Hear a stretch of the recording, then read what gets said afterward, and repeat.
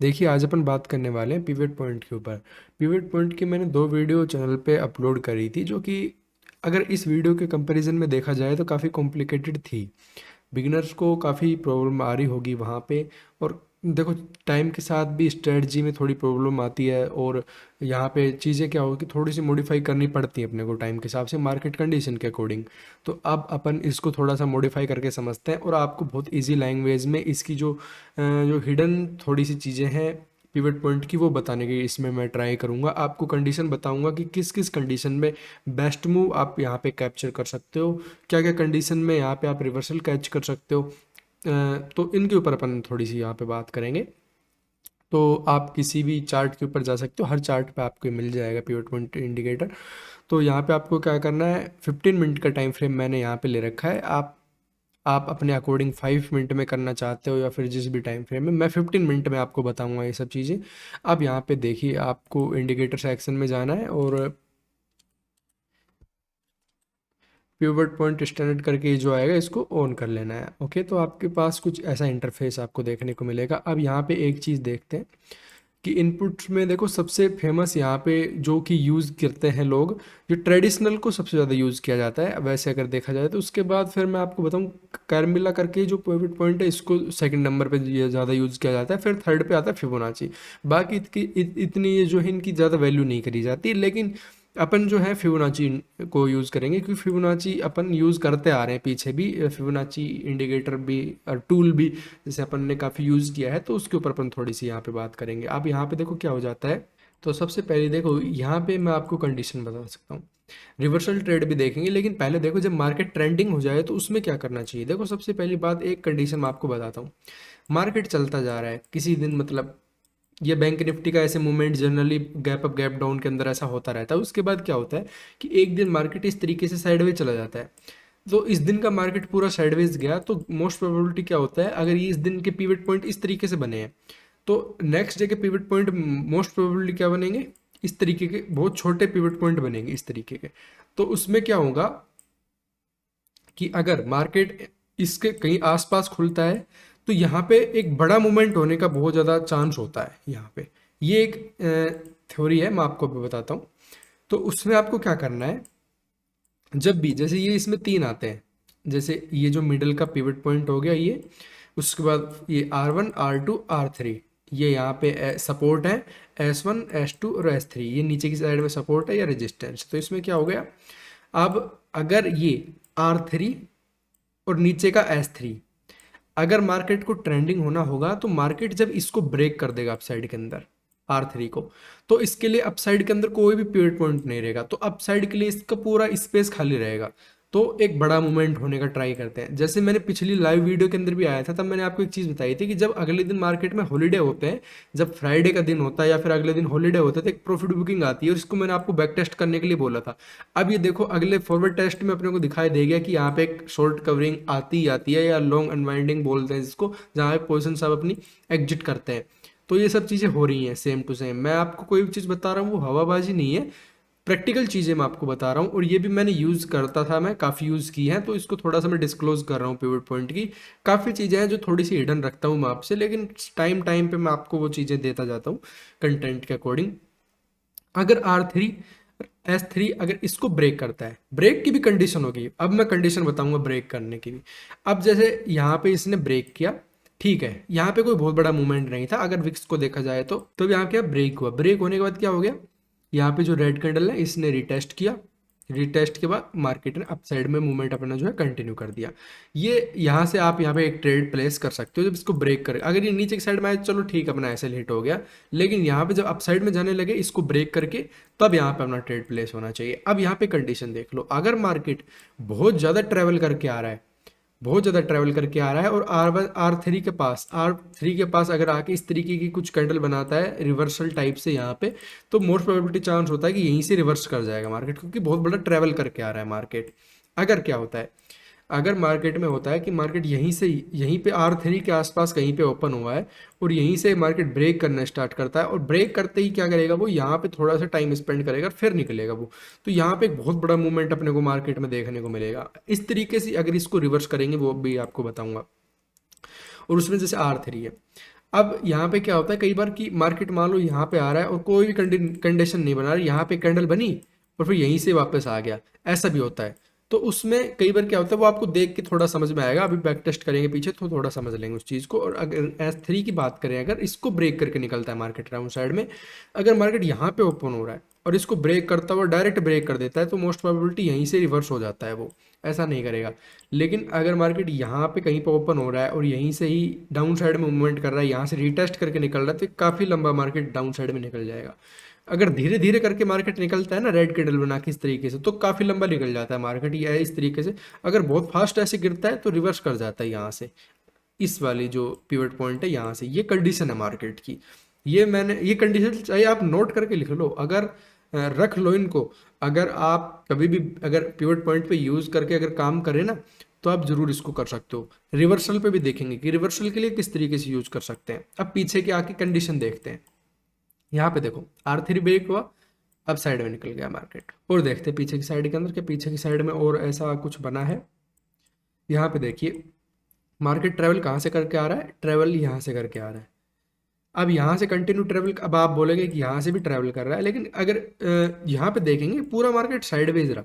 Sideways market में यहाँ से उठना स्टार्ट किया है। अगर इसको थोड़ा सा अगर प्राइस एक्शन इसके अंदर मिक्स कर दे तो इसको थोड़ा सा वो मान सकते हैं जैसे एक फॉल्स ब्रेकआउट करके अप साइड के अंदर निकलना।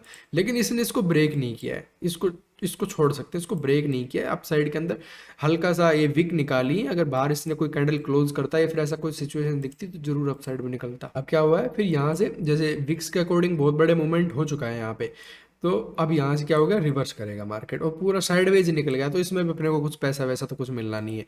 लेकिन अब और कंडीशन देखते हैं कि कहाँ पे ब्रेक हुआ। देखो यहाँ पे एक सिचुएशन क्या हुआ, यहाँ से गिरना स्टार्ट हो रहा है, यहाँ से कंटिन्यूशन में ब्रेक कर दिया इसने और फिर क्या हुआ, फॉल्स ब्रेकआउट करके अप साइड में आ गया। तो ये सिचुएशन देखो। अब अगले देखो क्या यहाँ पे इस तरीके से ब्रेक हुआ, फिर मैं आपको रिवर्सल का भी बताऊंगा। यहाँ पे देखो मार्केट ने क्या किया, यहाँ से गिरना तो स्टार्ट हुआ यहाँ से, लेकिन क्या किया इसने यहाँ पे साइडवेज निकल गया थोड़ा और उसका ब्रेक किया और फिर पूरा मार्केट डाउन साइड में निकल गया। S3 को जो ब्रेक किया यहाँ पे, तो एक ट्रेंडिंग मार्केट हो जाता है। ट्रेंडिंग मार्केट होता है तो आपके फुल एक मार्केट कैच में आएगा, वो चीज़ आपको समझना बहुत जरूरी हो जाती है। अब यहाँ पे देखो कंडीशन देखो यहाँ पे। अब यहाँ पे एक चीज और है कि अब देखो चलो यहाँ से ट्रैवल करता आ रहा है मार्केट, यहाँ से इस वाले पीवट से काफी चल लिया मार्केट, अगर रेंज के अकॉर्डिंग देखें काफी चल लिया। लेकिन उसके बाद क्या हो रहा है कि बार बार R3 को बार बार विक क्रॉस कर रही है, तो बार बार ऐसे ऐसे क्रॉस करेंगे ऐसे बार बार, तो समझ जाना कि कुछ साइडवेज मार्केट यहाँ पे जाने वाला है। अगर उसको जाना होगा तो वो सिंगल कैंडल के अंदर इस तरीके से ब्रेक करेगा और सही तरीके से निकल जाएगा। अब इस कंडीशन को देखते हैं और इस कंडीशन को देखते हैं तो आपको बहुत ज़्यादा फर्क दिखाई देता है कि हाँ कुछ तो फर्क है इन कंडीशन के अंदर, कि इसके अंदर तो डायरेक्ट निकल गया आराम से और इसके अंदर बार बार यहीं पे टाइम पास करता हुआ दिखाई दे रहा है। तो यहाँ पे एक कंडीशन मेरे को देखने को मिल सकती है। और इसको अगर थोड़ा सा और 15 है ये, उसको और थोड़ा पीछे की साइड में लेके चलें तो अपने को और देखने को मिलेगा।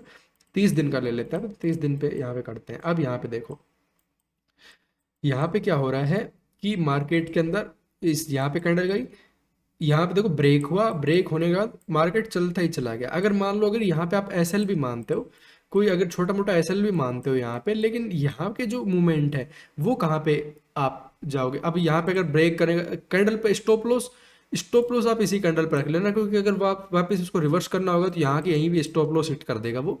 तो आपको कुछ ज़्यादा टेंशन लेने की जरूरत नहीं है। अगर उसको अप साइड में जाना होगा तो आपको पूरा ट्रेंड कैच करवाएगा।